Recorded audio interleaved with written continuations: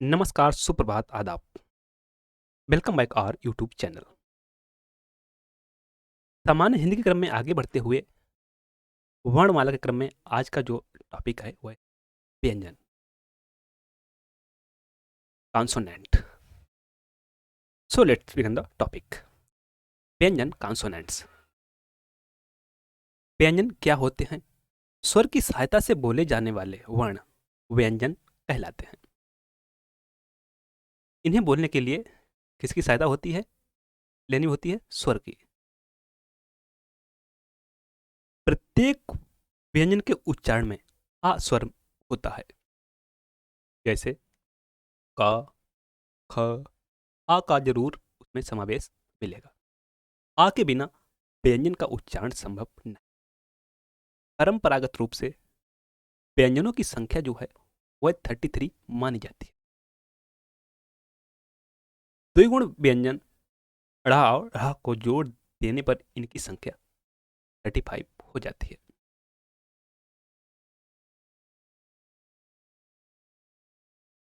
व्यंजनों का वर्गीकरण, क्लासिफिकेशन ऑफ कॉन्सोनेंट्स। स्पर्श व्यंजन, पहला है स्पर्श व्यंजन। जिन व्यंजनों का उच्चारण करते समय हवा फेफड़ों से निकलते हुए मुंह के किसी स्थान विशेष, कंठ, तालु, मूर्धा, दांत या होठ का स्पर्श करते हुए निकले उच्चारण। स्थान के आधार पर स्पर्श व्यंजन के वर्ग हैं। का वर्ग, कंठ्य, च वर्ग, तालव्य, टा वर्ग, मूर्धन्य, ता वर्ग, दंत तथा पा वर्ग, ओष्ठ्य। स्पष्ट है कि स्पर्श के पीछे से आगे की ओर जाने का क्रम है कंठ, तालव्य, मूर्धन, दंत, ओष्ठ, अर्थात कंठ पहले है तो ओष्ठ सबसे बाद में है। यह इनका सीक्वेंस है। सबसे पहले कंठ के बाद में तालव्य, मूर्धन्य, उसके बाद में दंत, ओष्ठ। इनका सीक्वेंस रहता है। नोट, कुछ विद्वान या वर्ग को स्पर्श संघर्ष भी मानते हैं। घोषत्व के आधार पर घोष का अर्थ है स्वर तंत्रियों में ध्वनि का कंपन। अघोष, जिन ध्वनियों के उच्चारण में स्वर तंत्रियों में कंपन ना हो, हर वर्ग का एक ला और दो रा व्यंजन। सघोष, जिन ध्वनियों के उच्चारण में स्वर तंत्रियों में कंपन हो, हर वर्ग का तीन रा, चार था और पांचवा व्यंजन। प्राणत्व के आधार पर यहां प्राण का अर्थ हवा से है। अल्पप्राण, जिन व्यंजनों के उच्चारण में मुख से कम हवा निकले, हर वर्ग का एक ला, तीन रा और पांचवा व्यंजन। महाप्राण, जिन व्यंजनों के उच्चारण में मुख से अधिक हवा निकले, जिन व्यंजनों के उच्चारण में अकार हा की ध्वनि विशेष रूप से सुनाई दे, हर वर्ग का दो रा और चार था व्यंजन। दूसरा और चौथा व्यंजन। अंतःस्थ व्यंजन, जिन वर्णों का उच्चारण पारंपरिक वर्णमाला के बीच अर्थात स्वरों व व्यंजनों के बीच स्थित हो। वर्ग, उच्चारण स्थान। या तालव्य, तालु, रावर्ष, दंतमूल, मसूड़ा, लावस, दंतमूल, मसूड़ा व दंतोष्ठ ऊपर के दांत प्लस निचला होठ। नोट, यह वह अर्धस्वर ध्वनि जो कभी स्वर हो तो कभी व्यंजन। राकुंठित, जिनके उच्चारण में जीभ तालु से लुढ़क कर स्पर्श करे। तीसरा, लापार्श्विक, जिनके उच्चारण में हवा जीभ के पार्श्व बगल से निकलकर आए। ऊष्म संघर्षी, जिन व्यंजनों के उच्चारण करते समय वायुमुख में किसी स्थान विशेष पर घर्षण रगड़ खाकर निकले और ऊष्मा गर्मी पैदा करे। वर्ग उच्चारण स्थान: स तालव्य, स मूर्धन्य, स बस, दंतमूल, मसूड़ा। हा स्वर यंत्रीय स्वर यंत्र कंठ के भीतर स्थित सग्रोस महाप्राण। उत्क्षिप्त ड़ा और ड़ा, इनके उच्चारण में जीभ पहले ऊपर उठकर मूर्धा का स्पर्श करे और फिर झटके के साथ नीचे आए।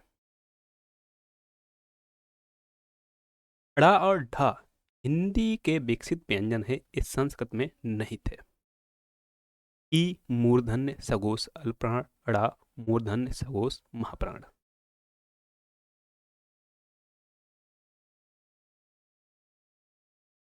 देखते हैं वर्णमाला के कुछ प्रश्नों को। भाषा की सबसे छोटी इकाई है। भाषा की सबसे छोटी इकाई है। शब्द, व्यंजन, स्वर, वर्ण। यह है वर्ण। अगला वर्णमाला कहते हैं शब्द समूह को, वर्णों के संकलन को, शब्द गणना को, वर्णों के व्यवस्थित समूह को।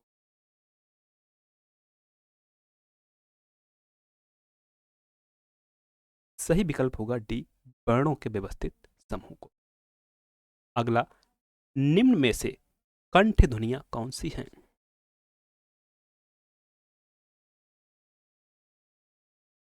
क ख या रा, जा जा, टा अड़ा। जो सही है वह का खा, कंठ ध्वनियां क ख। नेक्स्ट, स्थान के आधार पर बताइए कि मूर्धन्य व्यंजन कौन से हैं। मूर्धन्य व्यंजन कौन से हैं? गा घा, जा झा, अड़ा अड़ा, पा फा। ए होंगी ड और अ। विकल्प सी। निम्न में से अल्प प्राण वर्ग कौन से हैं? च श, क ख, आ धा, आ भा।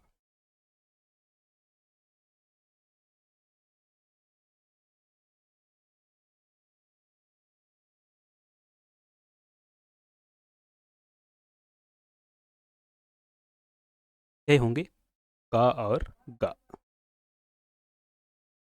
निम्न में से नासिक व्यंजन कौन सा है? नासिक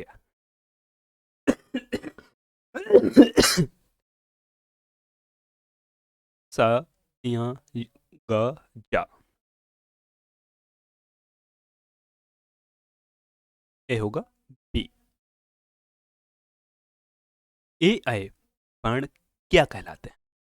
नासिक, मूर्धन्य, ओष्ठ्य, कंठ, तालव्य।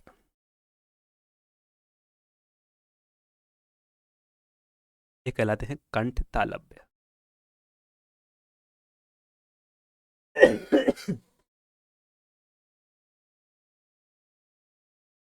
हिंदी वर्णमाला में अयोग वह वर्ण कौन से हैं? अ, आ, इ, ई, उ, अंग, आ। कौन से हैं? ये हैं ऑप्शन डी, अंग और आहा।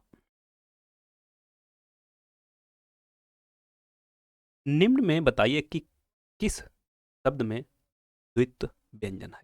पुनः, इलाहाबाद, दिल्ली, उत्साह।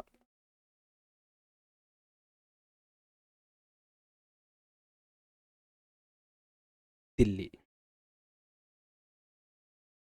अगला प्रश्न, स, स, स, आ कौन से व्यंजन कहलाते हैं? प्रकंपी, स्पर्शी, संघर्षी, स्पर्श संघर्षी। यह कहलाते हैं स्पर्शी। विकल्प डी।